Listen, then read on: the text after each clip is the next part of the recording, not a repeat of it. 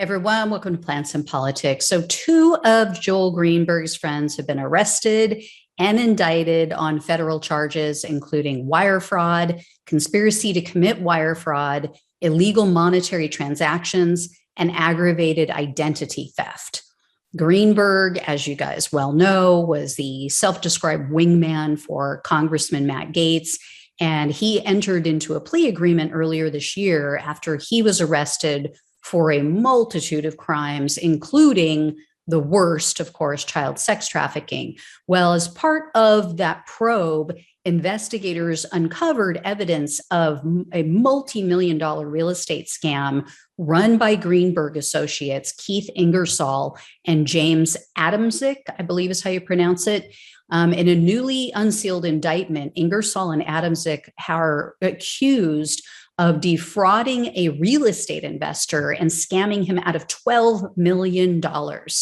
So this is huge. The two men allegedly told this investor that they needed the money for deposits to purchase properties that they were planning to flip. And they basically told the guy, oh, we've already got buyers lined up. So, we just need to get these deposits in so that we can secure the property. And then, we're going to flip it and make a profit on it. But apparently even some of the so-called buyers were fake. They made them up. At least that's what the indictment says and what the allegations are. So the indictment also says that Ingersoll and Adamczyk convinced the investor that the money was going to be held in an escrow account to keep it safe, but instead they used it on their own personal lifestyle. They tried to enrich their lifestyle on this guy's dime. So the indictment says that the money was used, quote, on themselves and for their own personal benefit, including for luxury cars, travel, and adult entertainment. And if Ingersoll and Adamczyk's names sound familiar, it's because their names were everywhere in regard to Greenberg in relation to his wrongdoing and what they were looking into. Because according to prosecutors investigating Greenberg's actions, while he was the Seminole County tax collector, he and these two friends took part in another illegal real estate flipping scheme. What they found was that Adamczyk, through a newly formed company, had purchased a bank building. So Adamczyk goes, he purchases this defunct bank building for $680,000.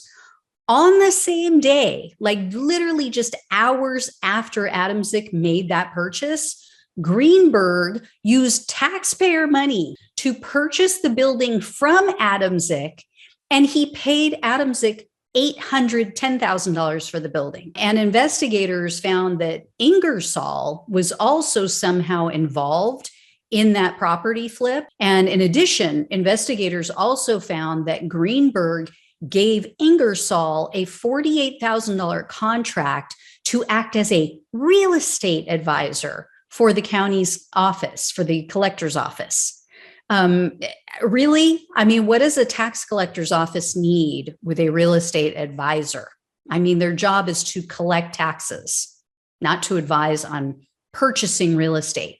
And also, I mean, even let's say if he did come up with some idea of how to use this guy and make money for the county, the auditors who looked into this said that they found absolutely zero evidence that Ingersoll had actually done any work for that money. So he basically just got $48,000 for doing nothing. Taxpayer money again. And Ingersoll, by the way, he's the guy who lost his position as an auxiliary police officer in 2012 because the police department discovered that he had, quote, an established association with a friend and business partner who had multiple outstanding felony warrants and that he didn't notify the police department. So really great guy. And in addition to the felony warrants out for his friend and business partner, the guy also had a criminal history that included burglary, stalking, trespassing, possession of cocaine, and other infractions, it said. So this is who he's hanging out with. And he was an auxiliary police officer. And Ingersoll is also the guy, I don't know if you guys caught this, but he was driving under the influence in 2020. And his arrest video kind of went viral because he was driving a Rolls Royce when he got pulled over for DUI. And then on top of all that, the news outlet called Forensic News states that in 2018, Ingersoll got involved in a cryptocurrency project with this alt-right Russian religious scholar who claimed that his company was backed by Belarus. So these guys sure do love them some right-wing dictators, right? All the while they're complaining about communists, calling Democrats communists. I mean, oh my God, it makes no sense. Anyway, here's what I love about the story, because I mean, beyond the fact that we're starting to see some justice, every new indictment gets us closer to Gaetz, potentially. It means more potential dirt on Gaetz and others in this corrupt party. When these guys start to feel the pressure, when they start to feel squeezed and they realize that their freedom is really honestly at stake, they're likely to give up the bigger fish, just as Joel Greenberg has. And if they have any evidence or knowledge about Gaetz, about what he was allegedly doing with Greenberg, or even other than that, they're obviously going to use it. But even more important, here's the thing. They become corroborating witnesses for Greenberg. Because remember, up until now, Gaetz and his team have been trying to paint Greenberg as unreliable. They've tried to spin this narrative that, oh, you can't trust him. He's a proven liar. He's going to say anything he can to get out of trouble. I mean, it's the same playbook that Trump used against Michael Cohen.